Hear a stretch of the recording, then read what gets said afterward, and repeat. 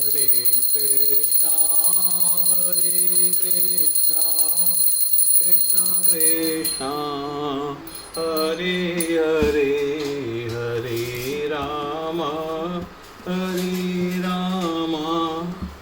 राम राम हरे हरे गोविंद बोलो हरि गोपाल बोलो राधा रमण हरि गोविंद बोलो।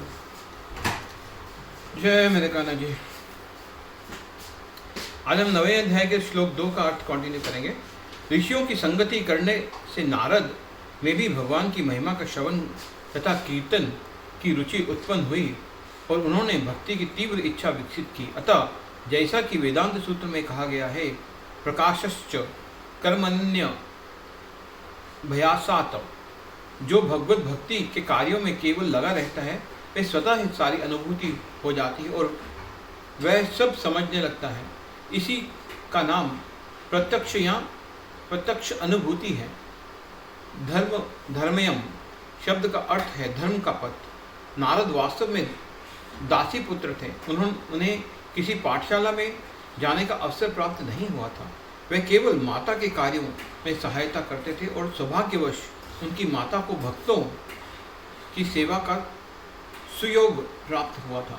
बालक नारद को भी यह सुअवसर उपलब्ध हो सका। वे भक्तों की संगति करने से ही समस्त धर्म के परम लक्ष्य को प्राप्त कर सके। यह लक्ष्य है भक्ति, जैसा कि श्रीमद् भागवत में कहा गया है, स वे पुंसाम परो धर्मो यतो भक्ति रधो श जय। सामान्यतः धार्मिक व्यक्ति ये नहीं जानते कि धर्म का परम लक्ष्य भक्ति की प्राप्ति है। जैसे कि हम पहले ही 8वें अध्याय के अंतिम श्लोक का व्याख्या करते हुए कह चुके हैं, वेदेषु यज्ञेषु तपस्सु चैव। सामान्यतः आत्म साक्षात्कार के लिए वैदिक ज्ञान आवश्यक है, किंतु यहाँ पर नारद न तो किसी गुरु के पास पाठशाला में गए थे, न ही उन्हें वैदिक नियमों की शिक्षा मिली थी, तो भी उन्हें वैदिक अध्ययन के सर्वोच्च फल प्राप्त हो सके। यह विधि इतनी सशक्त है कि धार्मिक कृत्य किए बिना ही मनुष्य सिद्धि पद को प्राप्त होता है। ये कैसे संभव होता है, इसकी भी पुष्टि वैदिक साहित्य में मिलती है। आचार्यवान पुरुषो वेद। महान आचार्यों की संसर्ग में रहकर मनुष्य आत्म साक्षात्कार के लिए आवश्यक समस्त ज्ञान से अवगत हो जाता है, भले ही वह अशिक्षित हो या उसने वेदों का अध्ययन ना किया हो। भक्ति योग अत्यंत सुसुखम होता है। ऐसा क्यों?